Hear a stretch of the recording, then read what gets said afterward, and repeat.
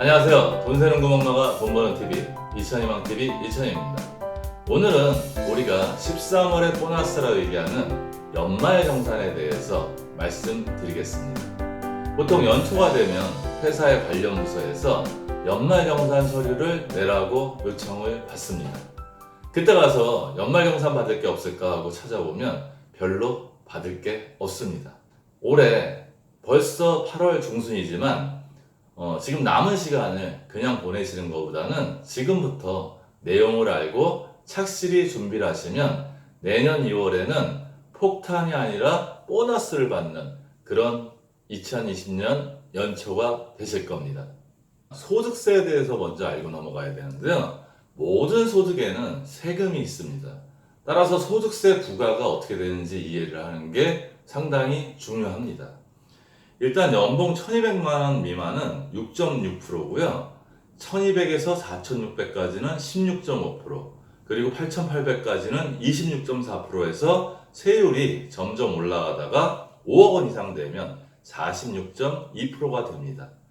근데 보통들 착각하시는 것 중에 하나가 내 연봉이 6억이다. 그러면 지금 46.2% 세율을 곱하시는 걸로 아는데 그렇게 되지 않고요. 처음 1200부터 그 다음에 4600, 8800 처음부터 차감해 나갑니다. 소득이 많아질수록 증가할수록 증가분에 대해서 세금이 더 많이 붙는 거라고 이해를 하시면 됩니다. 또 하나 소득공제는 과표를 낮춰주는 거고요.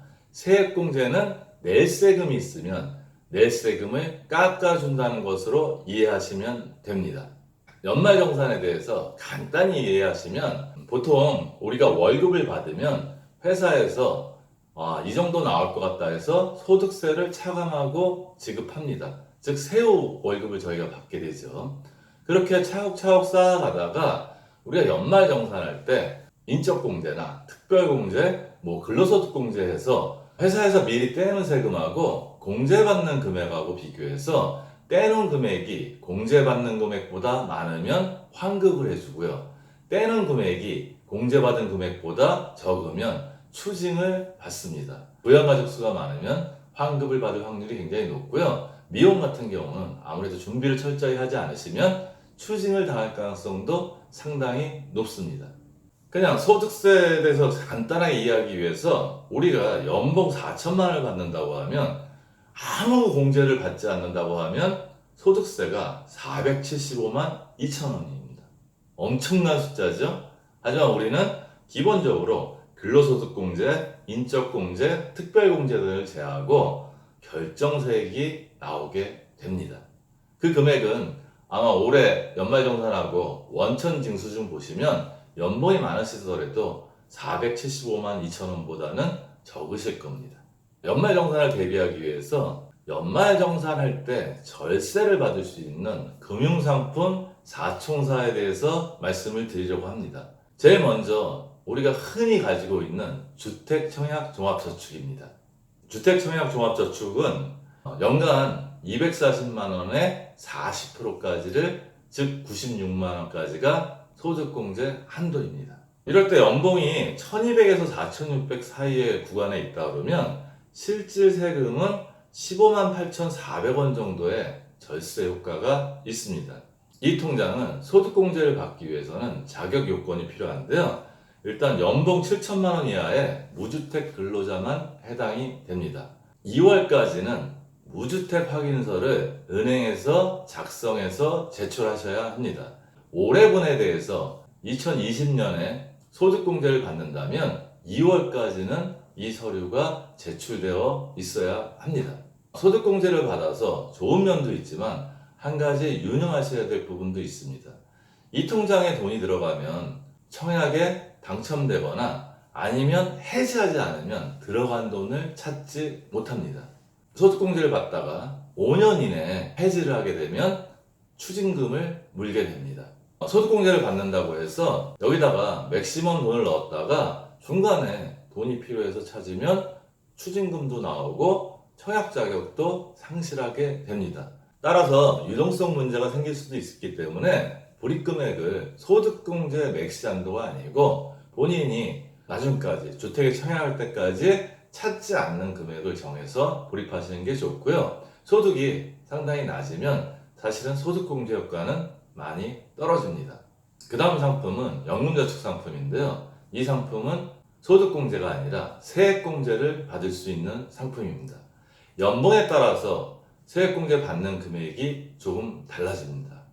5,500만 원 이하는 연간 400만 원 한도에서 세액공제를 받을 수 있고요. 불입금액 16.5%를 세액공제 받을 수 있고요. 5,500만 원이 초과하면 13.2%를 소득공제 받을 수 있습니다. 5,500만 원 이하자는 400만 원을 맥시로 채웠을 때 66만 원을 세액공제를 받을 수 있고요. 5,500에서 1억 2천까지는 13.2%인 52만 8천원을 받을 수 있습니다.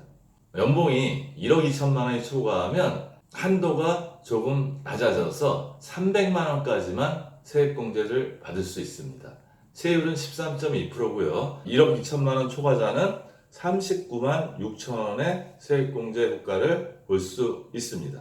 국가에서 연금저축에 세액공제를 해주는 가장 큰 이유는 국가가 국민연금, 즉 공적연금으로 개인들의 노후를 다 준비할 수 없으니까 각자가 개별적으로 개인연금을 들어서 노후를 준비하면 국가에서 세금 혜택을 주겠다는 취지입니다.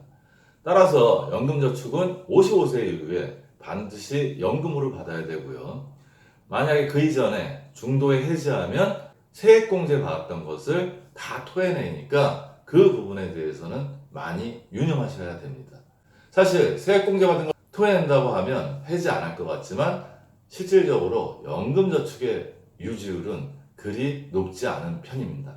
우리가 가입하고 세액공제를 받을 때 불입할 때는 이걸 55세 이후에 연금을 받을 수 있다고 생각하지만 사람이 살다 보면 예상치 못했던 일이 일어나서 돈이 필요할 때 손해를 감수하면서도 연금저축을 해지하는 경우도 꽤 있습니다. 연간 한도가 400만 원까지면 매월 한 33만 원에 34만 원 정도 금액인데 세액공제를 받는다고 해서 젊으신 분들이 여기다 많은 돈을 부시면 결혼할 때라든지 아니면 전세금 인상할 때라든지 주택 구입할 때 유동성 문제가 생길 수 있기 때문에 적절하게 불입 금액을 잘 정하셔야 합니다.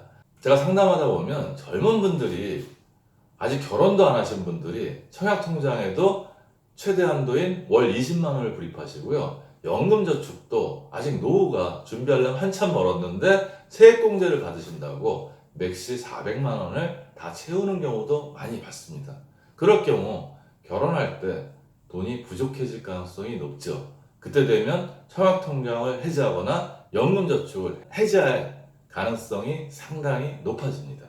그리고 아까 서두에서 말씀드렸듯이 낼 세금이 없으면 세액공제 받는 게 의미가 없다는 말 잘 기억해 두시기 바랍니다.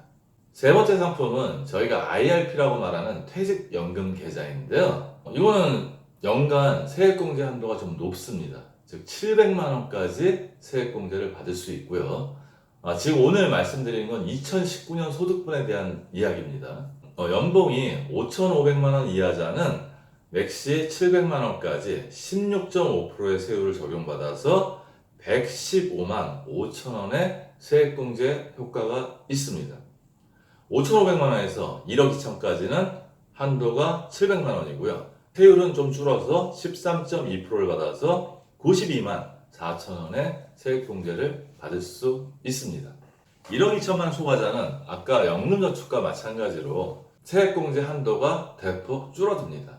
300만 원까지 받을 수 있고요. 13.2% 세율이 적용돼서 39만 6천 원 정도가 됩니다. 연금저축과 마찬가지로 IRP도 중도에 해지하면 세액공제 받은 것을 다 토해내기 때문에 유동성 부분에 큰 주의를 기울여셔야 됩니다. 세액공제 상품이기 때문에 아까 연금저축과 마찬가지로 낼 세금이 없으면 아무리 맥시 한도를 채워도 세액공제를 받을 게 없다는 점 유념하시기 바랍니다. 생각하시기에 연금저축 400만 원 한도까지 받을 수 있고 IRP 700만 원까지 받으면 합하면 1100만 원까지 세액공제를 받을 수 있는 거 아니냐 이렇게 생각하실 수 있는데요. 두 개 합산해서 700만 원까지만 세액공제를 받을 수 있습니다. 표를 보시면 연금저축을 하나도 안 들었을 때는 IRP를 700만 원 전액 받을 수 있고요. 연금저축 계좌 400만 원을 갖췄을 때는 IRP 계좌는 300만 원만 추가할 수 있습니다. 마지막 절세 상품으로 보장성 보험이 있는데요. 연간 100만 원 더까지 13.2%의 세액공제를 받을 수 있습니다. 맞벌이 부부들은 한 가지 유의하셔야 되는데요. 각자가 기본공제 대상자가 아니기 때문에 보험에는 계약자와 피보험자가 있습니다. 계약자는 돈을 내는 사람이고요. 피보험자는 보험의 대상이 되는 사람입니다. 맞벌이 부부들은 이럴 때 계약자와 피보험자가 동일해야지 세액공제를 받을 수 있다는 점 유념하셔야 됩니다. 따라서 집에는 여러 가지 보험들이 있을 겁니다. 남편도 보험이 있고 아내도 보험이 있고 자녀가 있다면 자녀도 보험이 있을 수 있고요. 그 다음에 자동차 보험도 보장성 보험이기 때문에 해당됩니다. 따라서 각각 100만 원씩 세액공제를 받을 수 있기 때문에 계약자나 주피보험자 사항을 잘 파악해서 두 분이 맥시로 100만 원씩 세액공제를 받을 수 있도록 조절하실 필요가 있습니다. 저는 연말정산을 잘 받는 전략을 수립하기 위해서는 국세청 홈택스에 자동계산 프로그램을 먼저 해보실 것을 권유드립니다. 국세청 홈택스에 들어가면 연말정산 자동계산 프로그램이 있고요. 2019년 귀속 연말정산 자동계산 프로그램이 이미 업로드 되어 있습니다. 이 안에 들어가는 항목들은 연말정산할 때 작성하는 항목하고 같습니다. 지금 정확한 수치까지 모르시더라도 대략의 숫자라도 넣어보시면 연말정산을 잘 준비할 수 있는 대비책이 나오실 수 있습니다. 특히 맞벌이 부부들은 기본공제 대상자를 어떻게 배분하느냐에 따라서 효과가 달라지고요. 아까 말씀드린 절세 사총사도 어느 분 명의로 할 때 더 효과적일지 알 수 있습니다. 보통은 소득이 높을수록 세율이 높아지기 때문에 소득이 높은 분한테 몰아주는 게 유리한 게 일반적입니다. 하지만 그렇게 몰아주다 보면 오버될 수도 있습니다. 부부 각각이 한번 지금 있는 상태에서 해보시고 어느 분한테 어떤 항목을 추가했을 때 더 유리할지 그 부분도 한번 체크해 보시기 바랍니다. 초반에 말씀드렸듯이 내년 2월에 서류 낼 때 연말정산 준비해봐야 아무 소용이 없습니다.